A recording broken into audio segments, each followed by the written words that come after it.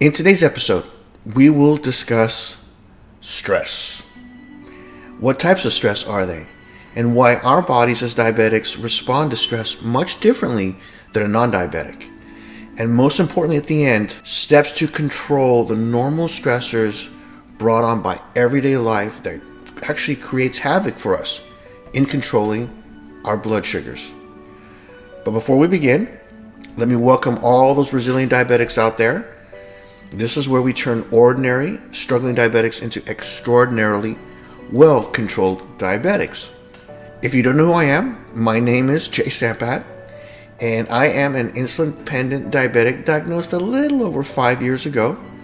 So again, the proud owner of a pancreas that has gone on vacation, and a permanent one. So not only am I diabetic like you, where we'll be walking the walk and talking the talk together, but I do also have a University and Bachelor of Science degree in Nutrition Dietetics. And that does come in very, very handy in discussing all the intricacies in being a diabetic. If you like what you see today and hear today, and you want to learn more, then I highly suggest you hit that subscribe button, that like button, and the notification button, which is the gray icon button, which will let you know when the next episode has been published. And you don't want to miss a second of that, because these episodes are life-changing, as you know already. We constantly talk about food and drink as diabetics, but stress, the other main barrier to blood sugar control, is the variable that many people are not aware of. What is the bottom line? Diabetes is complicated, and even for the most educated and the most diligent of patients, it's nearly impossible to keep track of everything that affects our blood sugars day in and day out.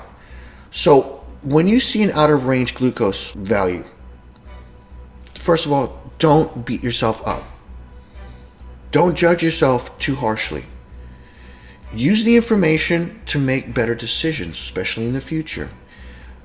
We as diabetics, we have to adapt and react, but never ever give up the fight. Now, I too would love perfect in-range values every day, all the time, but it's not possible or realistic.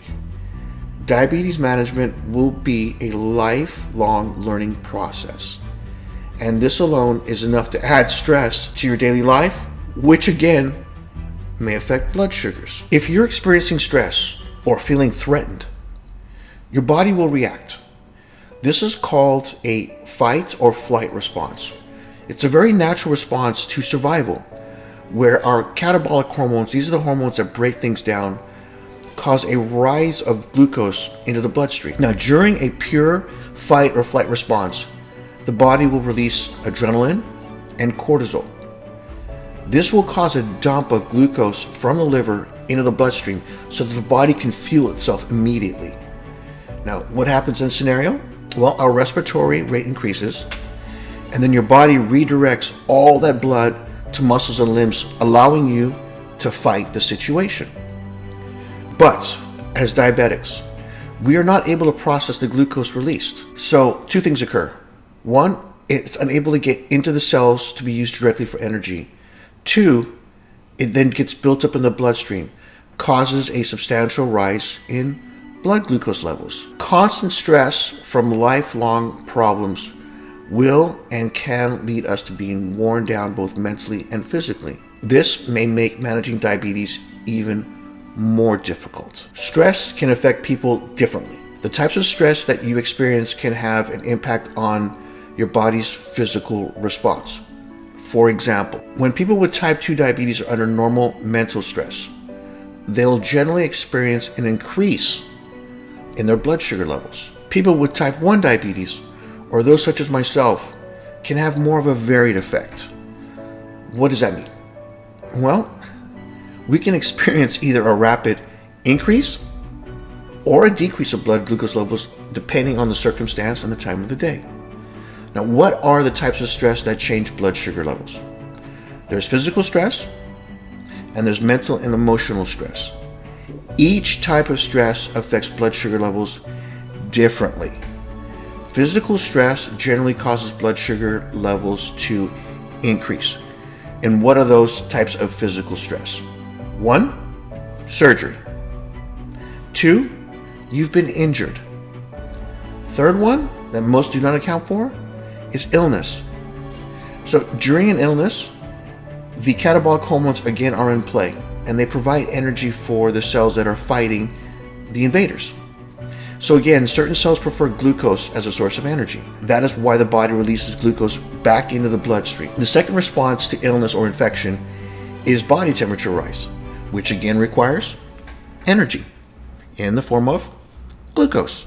Sometimes we will now get a tremendous buildup of floating glucose in the bloodstream, but that is a normal response to being sick or ill. Mental and emotional stress have very, very mixed effects, depending on the type of diabetes you may have. For type 1 diabetes, mental stress can increase or decrease blood sugar levels. I'll give you a simple example. A call from one of my employees can set me up on what I call a death spiral of sugar control for the rest of the day, depending on the reason for the call. Just the phone ringing and I see one of my employees is enough to kind of amp up my adrenaline. I can feel my heart rate beat, because it's usually not a good thing when my employees are calling. And the worst part, I never know which way my blood sugars are going to swing. It depends on what time of the day the phone call came in, when I took my last insulin shot, what I had to eat.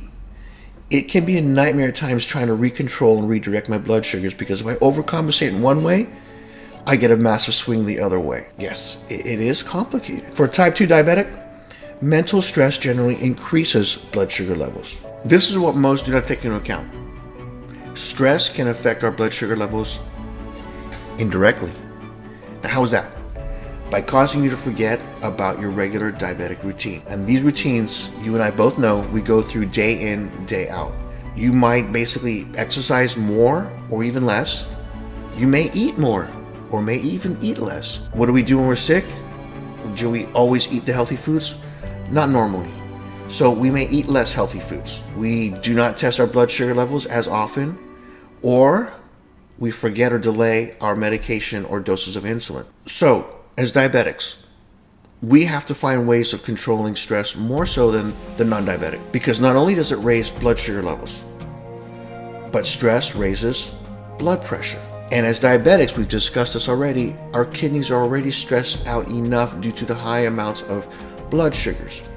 Add on the blood pressure, we've got a 1-2 punch. I've discussed the kidneys in detail in the episode, Does Drinking Water Lower Blood Sugar Levels? I'll put a link in the description box at the bottom, and you'll see a box at the very, very end of the video. Just go ahead and click it, and that'll send you to the video. That will explain how and why the kidneys are also under stress due to sugars. Life will always have challenges and setbacks, but you and I have the power to choose how we respond to stress. That's the whole point. So I'm going to give you some tips, some starting tips to help alleviate stress as a diabetic. First, we have to keep a positive attitude. Things seem to be going wrong. It's kind of easy to see the bad instead of the good. Find something to appreciate, some importance in life, such as the family, friends, work, the bigger picture of health. That perspective can help us get through some really, really difficult times. 2, you have to be kind to yourself. Do not expect very, very much to begin with. Remember, we are all human. We're not perfectionists. 3rd, accept what you can't change. Ask yourself these 3 important questions. Number 1, will this stress be important 2 years from now?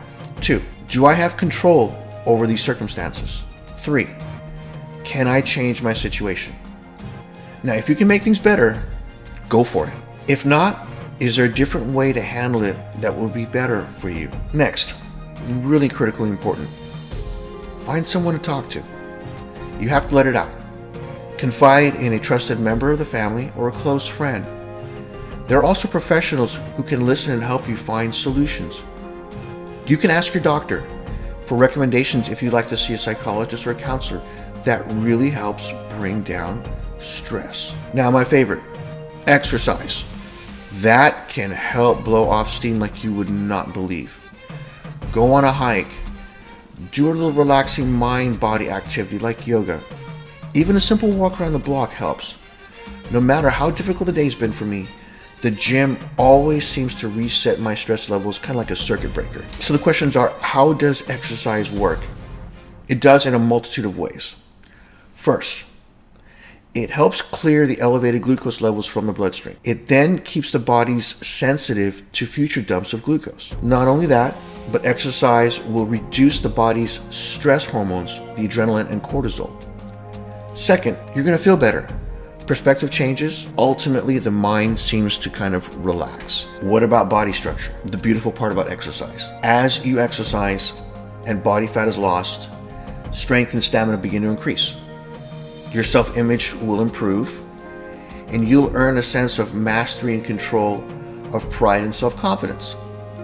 Your renewed vigor and energy will help you succeed in other tasks in life. The discipline of regular exercise will help you achieve other important lifestyle goals. That I promise you. Furthermore, the more you exercise, the more muscle you will retain. That means the more blood sugars can be cleared at any given time when stress hits. Now, exercise and physical activity produce what's known as endorphins. What are they?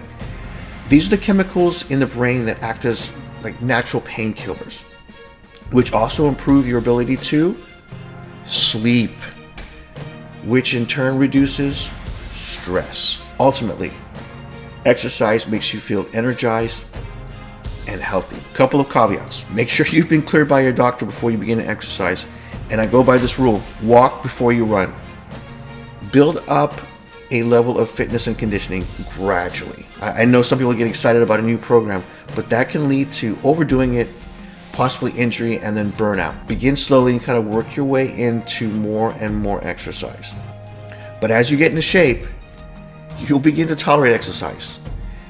Then you'll enjoy it, and then you'll depend on it. Take time to unwind. Practice muscle relaxation, some deep breathing techniques, visualization techniques. Your doctor may know some classes or programs that can teach these skills. Or check your phone. There are plenty of apps available these days to help you do that. We are lastly going to talk about sleep. When I'm stressed out, my mind goes a million miles per hour, and if issues are unresolved, I don't sleep very much. That in turn raises my blood sugars the following day. Now, in my experience, I found out this: I need more insulin on the days where I get less sleep. Those are also the days where I find my highest blood sugar levels. I hope you learned something really valuable today. In the comment section below, I would love to know your methods that you use to relax and remove some of that daily stress that we all face.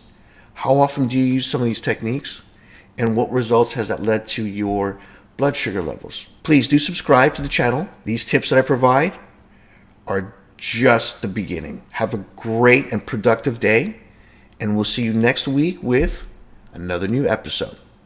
Bye for now.